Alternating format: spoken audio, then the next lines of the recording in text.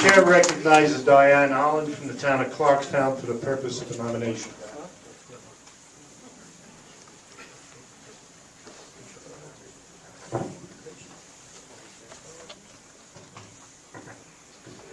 I am honored to be here tonight where we will be choosing many of the candidates who will be running for this very crucial election this November. Last summer, July 2009, I was at a pool party for my son's baseball team. Sitting next to me was a woman named Jackie. We began talking and I learned her husband was in Afghanistan, and I had deep respect that this woman was raising their 3 children while he was defending our country overseas. When a letter was received by Bob Axelrod in the winter of 2009, he shared it with the executive board. I realized it was from the husband of the woman I met last summer. His name, Kleinhandler. With Jackie's number still in my cell phone, I texted her. Not sure if you remember me from the pool party a while back. I just heard that your husband is looking to run for Congress in the Congressional District 17 against Elliot Engel. I am looking forward to meeting him in the future. I later found out from York that he had not told Jackie that he sent the letter to the Republican committee. Let the cat out of the bag. Now, an important message to the Republican Party and to the elected officials. During the primary season of Ronald Reagan and George Bush Sr., my mother stood firm in her beliefs that Ronald Reagan had the message and the conviction of smaller government, which she felt would resonate with the people. She and a few others worked hard to spread the word, while others in the Republican Party stood behind George Bush Sr. Ronald Reagan's message resonated, and he became the presidential nominee for the election of 1980. Don't we wish Reagan was back now?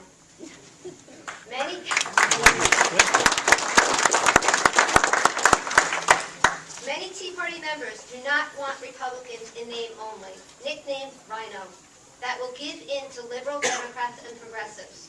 We want Reagan Republicans that will be able to express the Republican values of tax cuts, smaller government, and personal freedom, and defend these principles vigorously. Over the last many months, I have read many books about the U.S. Constitution.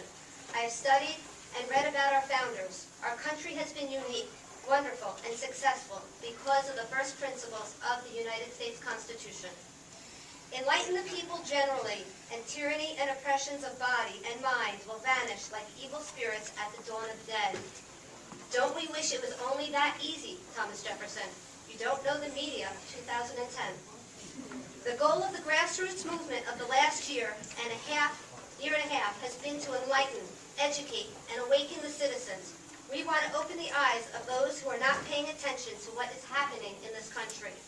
Our elected officials take an oath to protect and defend the Constitution from enemies, foreign and domestic. We need representatives that will uphold their oath, and when they vote, vote to protect the rights of its citizens.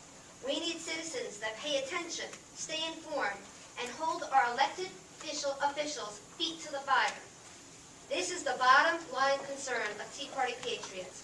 Our Constitution is a resolute document, as is the 10 Commandments. Today, both are under assault. I strongly believe that they are both purposely and systematically being eroded.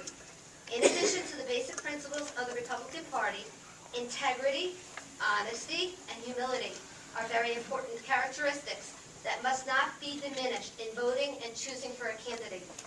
You can see daily that these attributes are severely lacking in our representatives in Washington, D.C. I have had the opportunity to meet with the men looking to run in November for Congressional District 17. It is great to have a number of candidates who want to be congressmen in our district. To those who are not nominated tonight, I hope you fully support whoever is chosen. Tonight, I want to first take time to personally thank your Kleinhandler, his wife, and his children for his service and sacrifices they have all made for our country.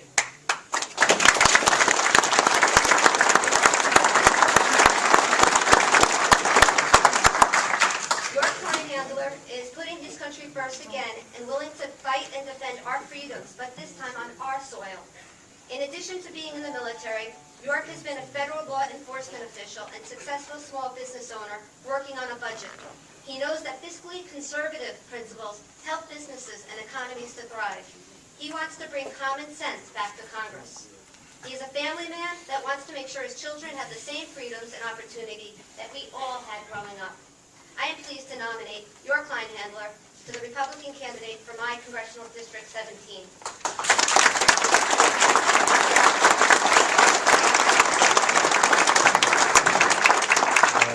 Chair